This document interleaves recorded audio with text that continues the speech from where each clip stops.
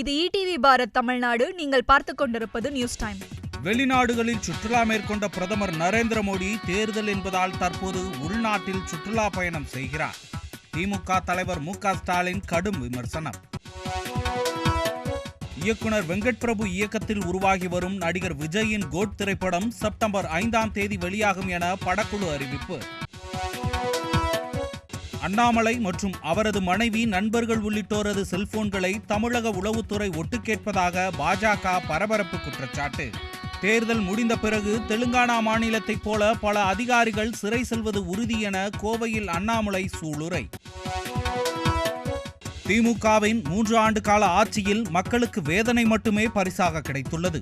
ஆரணி தேர்தல் பரப்புரையில் அதிமுக பொதுச் செயலாளர் எடப்பாடி பழனிசாமி விமர்சனம். நெல்லை மாவட்டம் கல்லிடைக்குறிச்சி பகுதியில் ஊருக்குள் புகுந்த கரடி பெண்ணை கடித்ததால் பரபரப்பு. கரடியை பிடிக்க தீவிர தேடுதல் வேட்டையில் வனத்துறையினர் ஈடுபட்டுள்ளனர். கோடீஸ்வர தொழிலதிபர்கள், கோடிக்கணக்கான மக்களிடையே நடக்கும் போர்தான் நாடாளுமன்ற தேர்தல்.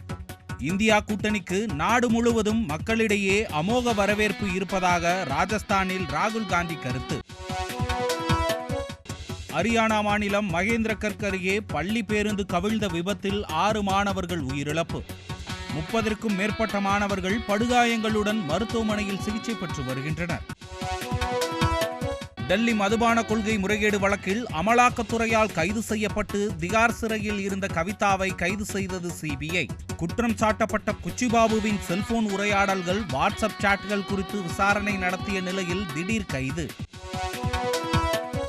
காலை உணவு திட்டத்தின் பணிப்பெண்ணுக்கு பாலியல் தொல்லை கொடுத்த புகாரில் பாஜகவில் இருந்து நீக்கப்பட்ட மாவட்ட தலைவர் மகுடீஸ்வரன் கைது. கர்நாடகாவில் தலைமறைவாக இருந்த நபரை அதிரடியாக கைது செய்த காவல்துறை.